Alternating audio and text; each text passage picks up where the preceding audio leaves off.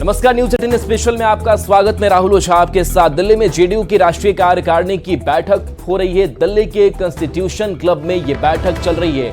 CM Nitish Kumar के नेतृत्व में ये बैठक हो रही है। विशेष राज्य के दर्जे के भी जिक्र की बात सामने आ रही है। राजनीतिक प्रस्ताव में विशेष राज्य के दर्जे का जिक्र किया जा सकता है। इसके साथ साथ संजय झा को जेडीयू का कार्यकारी अध्यक्ष बनाया जा सकता है। तो देखिए, सांगठनिक मजबूती से लेकर के आने वाले विधानसभा चुनाव पर चर्चा और इसके साथ साथ संगठन में भी कई फेरबदल के जो संभावनाएं हैं वो नजर आ रही है। तो जेडीयू राष्ट्रीय कार्यकारिणी की ये महत्वपूर्ण बैठक मानी जा रही है और सबसे खास जेडीयू का कार्यकारी अध्यक्ष कौन होगा और इसको लेकर के संजय झा का जिक्र लगातार चल रहा है। माना ये जा रहा है कि इस बैठक के बाद अहम फैसले, बड़े फैसले सामने आ सकते हैं। प्रस्ताव आएगा, इसमें देख सकते हैं मुख्यमंत्री। तो देखिए, जेडीयू की ये महत्वपूर्ण बैठक और विधानसभा चुनाव की रणनीति पर इसमें मंथन किया जा रहा है। कैसे इस बार का चुनाव लड़ना है, पदाधिकारियों में तालमेल कैसे बैठे, इस पर भी जोर इस बैठक के जरिए कार्यकर्ता का नाम तय कर ले, ये भी बात सामने आई है। इसके साथ साथ चुनाव से पहले नाम तय करने की बात कही जा रही है, यानी कि चुनाव से पहले पूरी मजबूती से तैयारी जेडीयू करना चाह रहा है। मंत्री के दौरे की जानकारी मिले, ये भी इसमें जिक्र है। बूथ प्रभारी को जानकारी मिले। तो देखिए, बूथ स्तर तक पार्टी की मजबूती को लेकर के चर्चा, विचार विमर्श और साथ ही साथ बैठक में राजनीतिक प्रस्ताव जो है वो भी सामने आएगा, जिस पर चर्चा होगी। विशेष राज्य के दर्जे का जिक्र भी इस प्रस्ताव में सामने आएगा। विशेष आर्थिक पैकेज का भी जिक्र, जो मांग लगातार जेडीयू की तरफ से उठाई जाती रही है और बैठक में बूथ प्रभारी की भी मौजूदगी है। तो देखिए, शीर्ष नेतृत्व से लेकर के बूथ लेवल तक कैसे अपनी मजबूती बनाई जाए और इस कई मायनों में ये बैठक का भी खास नजर आ रही है।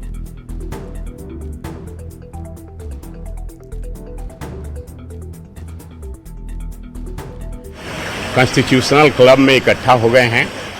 आज राष्ट्रीय कार्यकारिणी की बैठक है। राष्ट्रीय कार्यकारिणी की बैठक में चूंकि पार्टी विस्तार के लिए आवश्यक है कि संगठन का भी विस्तार हो, ऐसे में आज संगठन विस्तार पर भी चर्चा होगी और माननीय जो राष्ट्रीय अध्यक्ष हैं उनको असिस्ट करने के लिए, उनको सहायता करने के लिए और कई एक पदाधिकारियों को मनोनीत किया जाएगा, जिस पर आज मुहर लगनी बाकी है। आज मुहर लगेगी।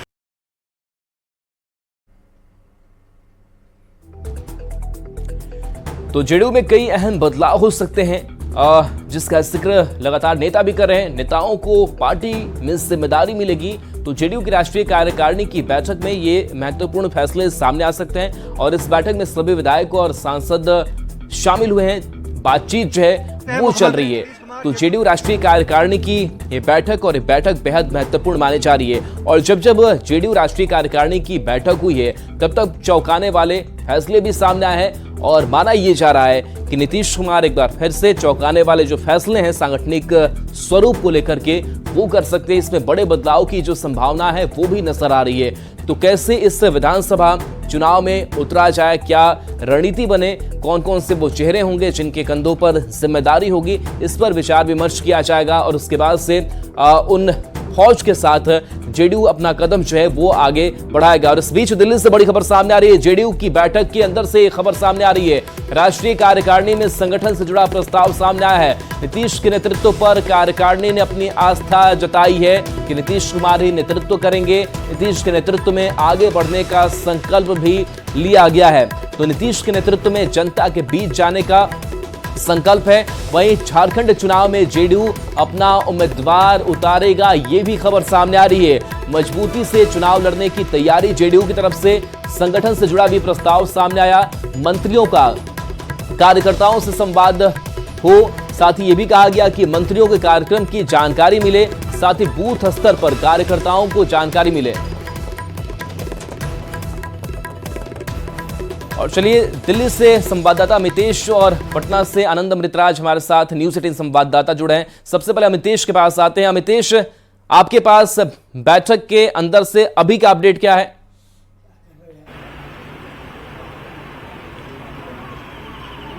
देखिए, जैसा हमने पहले भी बताया था कि राजनीतिक प्रस्ताव और संगठन से जुड़े हुए प्रस्ताव आएंगे। 2 प्रस्ताव पास होना है और राजनीतिक प्रस्ताव में इस पर चर्चा, जो हमारे सोर्स बता रहे हैं, अंदर से ये खबर आ रही है कि राजनीतिक प्रस्ताव पर चर्चा हुई है। अलग अलग राज्यों से रिपोर्ट भी ली जाती है। अलग अलग राज्यों के लोग अपनी बात करते हैं कि लोकसभा चुनाव में किस तरह का परफॉर्मेंस रहा।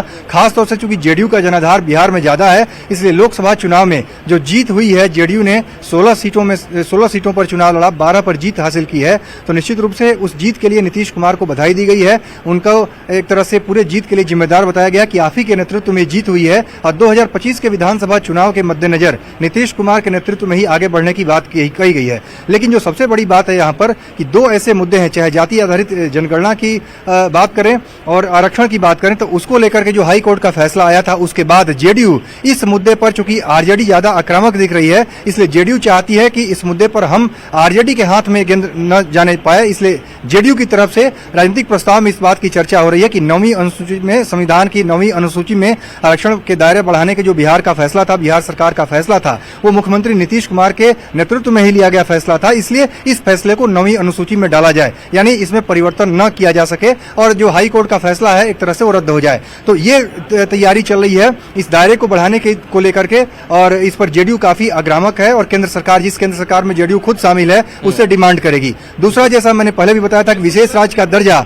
और विशेष पैकेज 2 जेडीयू की पुरानी डिमांड रही है। लेकिन जेडीयू इस हैसियत में पिछली बार नहीं थी। पिछली बार बीजेपी अकेले अपने दम पर सरकार में थी, तो जब भी ये मांग उठती थी तब भी देखा जाए तो जेडीयू की इस मांग को खारिज कर दिया गया था और उस तरह से कहा गया था ये संभव नहीं है। विशेष सहायता की बात जरूर बीजेपी की तरफ से कही जा रही थी, लेकिन इस बार जेडीयू की तरफ से एक बार फिर से विशेष राज्य का दर्जा और विशेष पैकेज की जो मांग है इस बैठक में की गई है। और राजनीतिक प्रस्ताव में ये अहम मुद्दे हैं, 2 बड़े मुद्दे हैं जिनको लेकर के जेडीयू आगे बढ़ना चाहेगी और एक धमक जरूर दिखाना चाहेगी कि जेडीयू की भी सरकार है, जो केंद्र में सरकार बनी है, उसमें जेडीयू बीजेपी दोनों मिलकर सरकार चला रहे हैं। जेडीयू के पास आएंगे हमारे साथ आनंद अमृतराज भी न्यूज 18 संवाददाता पटना से जुड़ गए हैं। बैठक तो दिल्ली में हो रही है, लेकिन पटना तक भी कह सकते हैं कि हलचल जो है वो बढ़ी हुई होगी और बढ़ेगी, क्योंकि बड़े फैसले भी सामने आ सकते हैं। पटना की अगर बात करें तो क्या सियासी हलचल वहां नजर आ रही है आनंद? देखिए राहुल, लेकिन उसके पहले मैं एक बड़ी खबर बता दूं। अभी मेरे पास जो जानकारी मिली है उसके हिसाब से संजय झा जेडीयू के राष्ट्रीय कार्यकारी अध्यक्ष बनाए जा सकते हैं, जिसकी औपचारिक घोषणा कुछ देर के बाद कर दी जाएगी। जो मेरे सूत्र ने अभी जानकारी दी है कि संजय झा, जिनके बारे में लगातार सुबह से चर्चा हो रही थी कि संजय झा को कार्यकारी अध्यक्ष बनाया जा सकता है, तो उनके नाम पे मुहर लग सकती है। मैं फिर से आपको बता रहा हूं कि सूत्रों के हवाले से जो जानकारी मिली है कि संजय झा कार्यकारी अध्यक्ष बनाए जा सकते हैं, जिनके नाम की घोषणा कुछ देर के बाद कभी भी की जा सकती है। एक बड़ी खबर है और जो सूत्र हमारे लगातार जानकारी दे रहे हैं। उसके अलावा जो सबसे महत्वपूर्ण बात, एक जानकारी जो उभर कर सामने आई है वो बेहद महत्वपूर्ण है। आपने जो जैसे कि हमारे सहयोगी दिल्ली के अमितेश बता रहे थे, राजनीतिक प्रस्ताव जो गया है उसमें जो सबसे महत्वपूर्ण बातें जो की गई है कि लोकसभा चुनाव के बाद तीसरी दफे नरेंद्र मोदी के नेतृत्व में सरकार गठन में हमारी महत्वपूर्ण भूमिका रही, यानी कि जेडीयू की महत्वपूर्ण भूमिका रही है। जेडीयू 16 सीट पर चुनाव लड़ी है, 12 सीटों पर जीत दर्ज की और केंद्र सरकार के गठन में हमारी उल्लेखनीय भूमिका है। यानी कि जेडीयू ने अपने राजनीतिक प्रस्ताव में साफ साफ बताने की कोशिश की अपने सहयोगी को कि केंद्र में जो सरकार बनी उसमें जेडीयू की भूमिका बेहद महत्वपूर्ण है और बिहार में जो एनडीए को शानदार सफलता मिली है, 30 सीट पे जो जीत हासिल हुई है, उसमें नीतीश कुमार की भूमिका बहुत महत्वपूर्ण है। तो ये कुछ ऐसी बातें हैं, लेकिन जो सबसे बड़ी खबर आ रही है कि संजय झा को कार्यकारी राष्ट्रीय अध्यक्ष बनाया जा सकता है, जिसकी औपचारिक घोषणा अब से कुछ देर के बाद कभी भी की जा सकती है। ये एक बड़ी जानकारी, चूंकि संजय झा वो नेता हैं जिनके बारे में माना जाता है कि नीतीश को, बीजेपी और जेडीयू को अगर करीब लाने में जो सबसे महत्वपूर्ण भूमिका किसी नेता ने निभाई थी, उसमें संजय झा ही थे। और संजय झा के बारे में बोला जाता है कि बीजेपी से भी उनके बेहद मधुर संबंध रहे हैं और कई मौकों पर इस बात की जानकारी भी सामने आई है। तो संजय झा, जिनके बारे में बोला जाता है कि नीतीश कुमार के बेहद खास है और लोकसभा चुनाव में भी नीतीश कुमार के साथ संजय झा लगातार देखे गए थे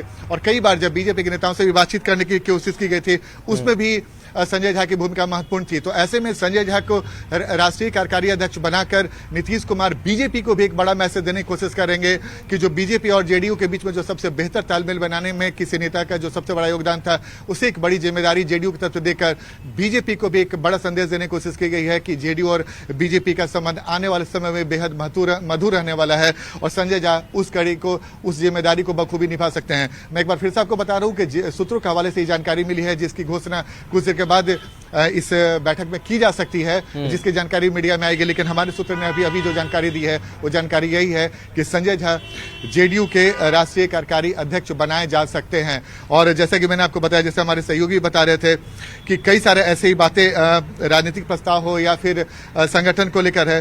सबसे महत्वपूर्ण बात है कि इसी साल झारखंड में विधानसभा चुनाव होना है, जिसमें जेडीयू भी अभी से अपने उन सीटों को चिन्हित करना शुरू कर चुका है जहां पे जेडीयू के उम्मीदवार चुनाव लड़ सकते हैं। इसके पहले भी जेडीयू के कई नेता वहां पे चुनाव लड़े हैं और उसमें जीत भी हासिल हुई। आपको याद होगा कुछ साल पहले ही खीरू महतो को राज्यसभा का सांसद बनाया गया था झारखंड से, और ताकि संगठन और पार्टी का विस्तार वहां पे हो सके।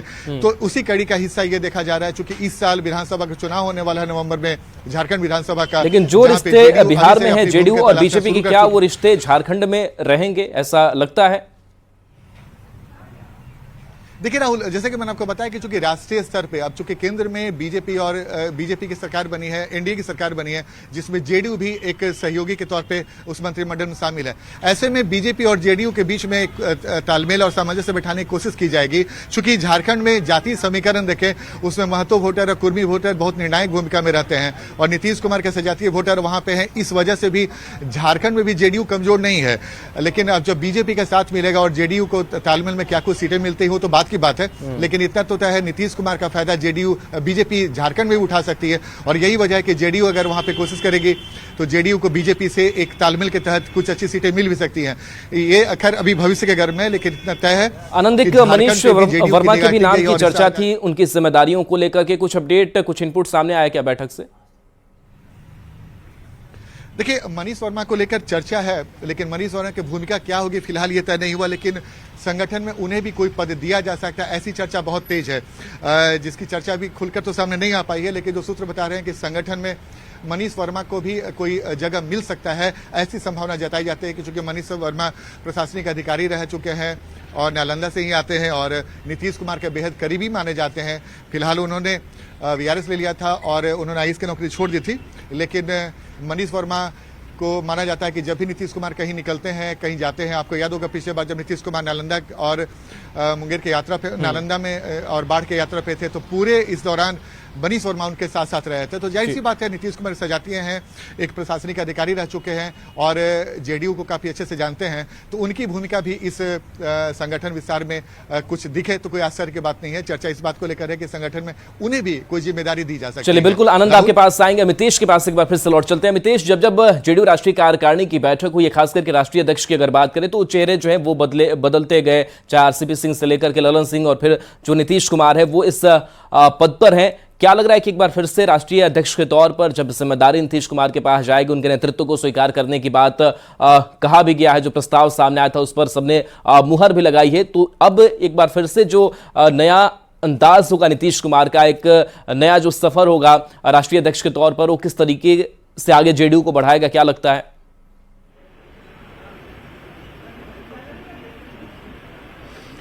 देखिए, जेडीयू राष्ट्रीय कार्यकारिणी की बैठक और साथ में राष्ट्रीय परिषद की भी बैठक हुई थी पिछली बार जब ललन सिंह अध्यक्ष का पद छोड़े थे। उसमें कहा गया कि लोकसभा चुनाव लड़ना चाहते हैं। 29 दिसंबर को, यानी आज से ठीक 6 महीने पहले यहीं पर मीटिंग हुई थी इसी दिल्ली में। लेकिन उस समय जेडीयू की राष्ट्रीय कार्यकारिणी की बैठक में ललन सिंह के हटा करके नीतीश कुमार के नाम पर मुहर लगी थी। नीतीश कुमार राष्ट्रीय अध्यक्ष बने थे, सर्वसम्मति से प्रस्ताव पारित हुआ था। ललन सिंह ने अपनी स्वेच्छा से पद छोड़ा था, कहा गया था कि लोकसभा चुनाव लड़ेंगे। उसके बाद राष्ट्रीय परिषद की भी बैठक, चूंकि सर्वोच्च बॉडी जो होती है किसी भी पार्टी में, वो नेशनल काउंसिल यानी राष्ट्रीय परिषद होती है, तो राष्ट्रीय परिषद की बैठक बुलाई गई थी और उसकी मुहर लगी थी इसी दिल्ली के कॉन्स्टिट्यूशन क्लब में। लेकिन आज केवल जेडीयू की राष्ट्रीय कार्यकारिणी की बैठक, राष्ट्रीय परिषद की बैठक नहीं है। इसलिए जो सोर्स इशारा कर रहे हैं, जो बता रहे हैं कि अगर संगठन में कुछ बदलाव होगा भी तो राष्ट्रीय अध्यक्ष के पद में बदलाव नहीं होगा। राष्ट्रीय कार्यकारी अध्यक्ष एक नया पोस्ट क्रिएट किया जा सकता है और सूत्र बता रहे हैं कि संजय झा राष्ट्रीय कार्यकारी अध्यक्ष हो सकते हैं। चूंकि नीतीश कुमार के पास देखा जाए तो संगठन की भी बड़ी जिम्मेदारी है और सरकार सरकार की भी बड़ी जिम्मेदारी है। बिहार में मुख्यमंत्री हैं, जेडीयू के राष्ट्रीय अध्यक्ष हैं।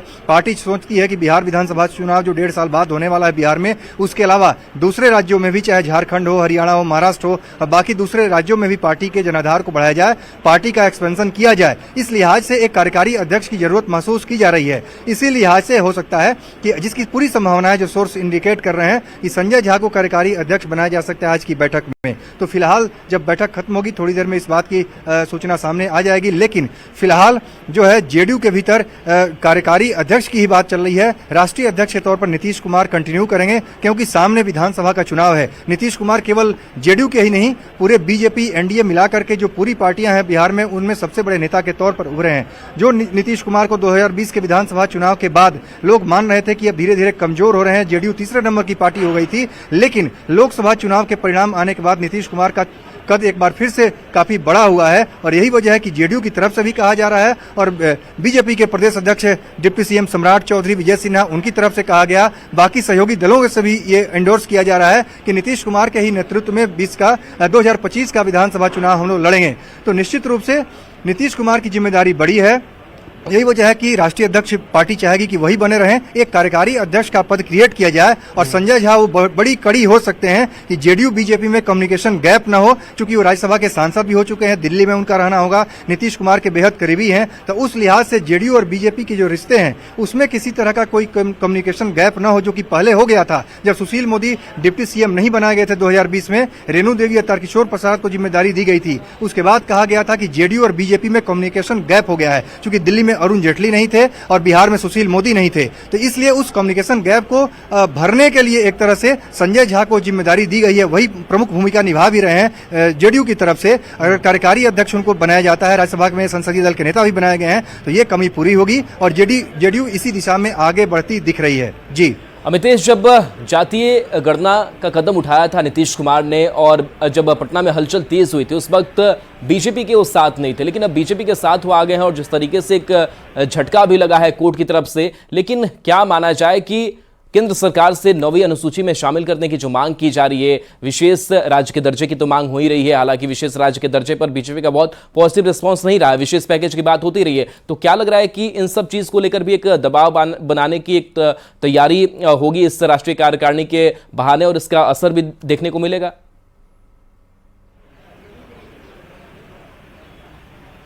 जी हाँ, बिल्कुल। केंद्र में इस बार सरकार बनी है तो 2014 और 19 की तरह बीजेपी अकेले अपने दम पर बहुमत में नहीं है। इस बार एनडीए की सरकार बनी है, बीजेपी 240 पर है, बाकी जेडीयू की भी महत्वपूर्ण भूमिका है, उसके जो 12 सांसद हैं। तो सहयोगी दलों के बदौलत ही सरकार चल रही है, सरकार बहुमत में है दिल्ली में।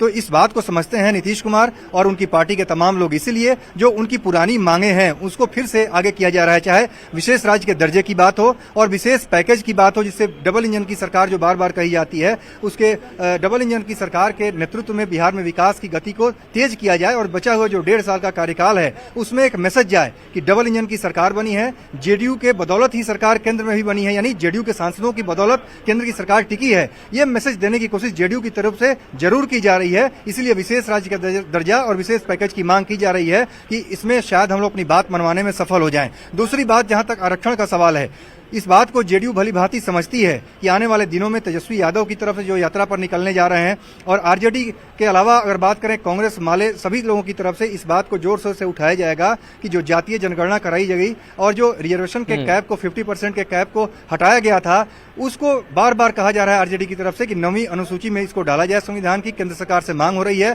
ताकि तमिलनाडु की तरफ, जिस तरह तमिलनाडु में हुआ था 69% आरक्षण का जो दायरा था वो कायम रह गया, उसी तरह से इस बार भी किया जाए, बिहार में भी कायम रहे। यानी हाई कोर्ट के जो फैसले हैं, हाई कोर्ट ने जो फैसला किया है, स्टे किया है, उसको एक तरह से स्टे करने की कोशिश कराई जा रही है। आरजेडी की तरफ से, विपक्ष की तरफ से दबाव है और यही वजह है कि जेडीयू ने अपनी कार्यकारिणी के बैठक में। चलिए, बिल्कुल अमितेश आपके पास आएंगे। छोटा सा एक रिएक्शन जो है वो ले लेते हैं संजय झा पर आनंद अमृतराज से भी। आनंद, संजय झा का जिक्र और आज उनका महत्व और बढ़ जाता है, क्योंकि कार्यकारी अध्यक्ष की जिस बात हो रही है और कहीं ना कहीं ये जिम्मेदारी जब जाएगी तो एक नया जो रुख है वो जेडीयू पार्टी का नजर आएगा। क्या लगता है कि राष्ट्रीय स्तर पर या फिर जो बीजेपी के साथ संबंधों बिहार को लेकर के पार्टी को बढ़ाना, उसमें कितनी धार मिलेगी? देखिए, जैसे कि मैंने आपको बताया कि संजय झा का मतलब आप ये समझिए कि संजय झा पिछले कई सालों से नीतीश कुमार के साथ लगातार काम कर रहे हैं। बिहार में जल संसाधन मंत्री के तौर पर भी उन्होंने काफी अच्छा काम किया, नीतीश कुमार के बेहद विश्वास पात्र है। दूसरी बात है कि उनके संबंध बीजेपी से भी बहुत मधुर है। तो ऐसे में अगर उन्हें कार्यकारी राष्ट्रीय अध्यक्ष की जिम्मेदारी दी जा रही है तो साफ साफ मतलब है कि नीतीश कुमार की पूरी कोशिश है कि जैसे कि बिहार में एनडीए के बीच में बेहतर तालमेल दिख रहा है, वैसे केंद्र सरकार के साथ भी बेहतर तालमेल दिखे, और इसमें संजय झा सबसे बड़ी भूमिका निभा सकते हैं। नेता सदन बनाए जा चुके हैं, नेता जो राज्यसभा में सदन के नेता बनाए गए हैं जेडीयू के संजय झा, तो उनकी भूमिका पहले ही बड़ी करी गई। अब जब उनकी भूमिका और बड़ी की जाएगी तो नीतीश कुमार इस बहाने ये मैसेज देने की कोशिश की जा रहे हैं कि चलिए बिल्कुल, तो आज संजय झा कह सकते हैं कि महत्वपूर्ण आज किरदार हैं इस जेडीयू की राष्ट्रीय कार्यकारिणी की बैठक में, और इस बड़ी खबर पर लगातार हमारी नजर बने रहेगी। आप हमारे साथ बने रहिए। एक छोटे से ब्रेक का वक्त हो चला है, जल्द वापस आएंगे।